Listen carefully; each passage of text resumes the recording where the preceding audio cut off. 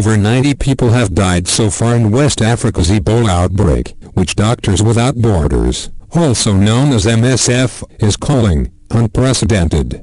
And the deadly disease, reports indicate, is continuing to spread. Ebola is a frightening disease. It is one of the world's most lethal viruses, and the CDC ranks it among anthrax and smallpox as a category of bioterrorism agent. As some have pointed out, however, other diseases are taking a much bigger toll in the developing world. Ebola has killed 1,500 people in total since it was first documented in 1976. But the dramatic nature of Ebola aside, health workers say there are a number of reasons to believe this latest outbreak is particularly concerning. It is widespread. The outbreak began in Guinea 2 months ago, and has since crossed international borders to Sierra Leone and Liberia, where it has so far killed 7 people.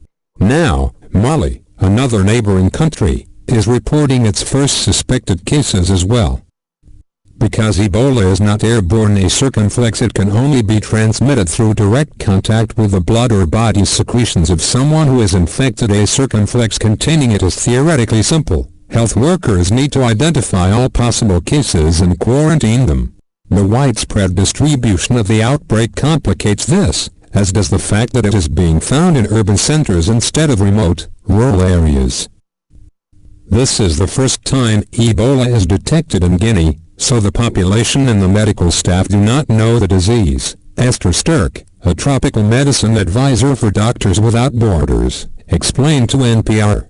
At least 11 healthcare workers are among those infected, mostly likely because, as one expert explains, they did not know what they were dealing with. There is also a large amount of stigma and fear associated with Ebola. Laurie Garrett, a senior fellow with the Council on Foreign Relations, explained to Bloomberg News. That attitude could cause patients to seek care in hospitals far away from their local communities, further spreading the disease. If those hospitals are not aware of what is coming, Garrett added, they will quickly become cauldrons and spread the virus internally.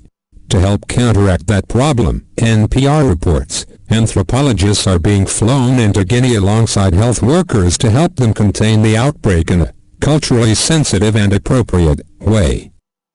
The only way to protect people is to keep them from getting it in the first place. The containment issue is so important because there is no vaccine available to protect people from Ebola. There is also no available treatment or cure. Once contracted, the disease kills about 90% of patients.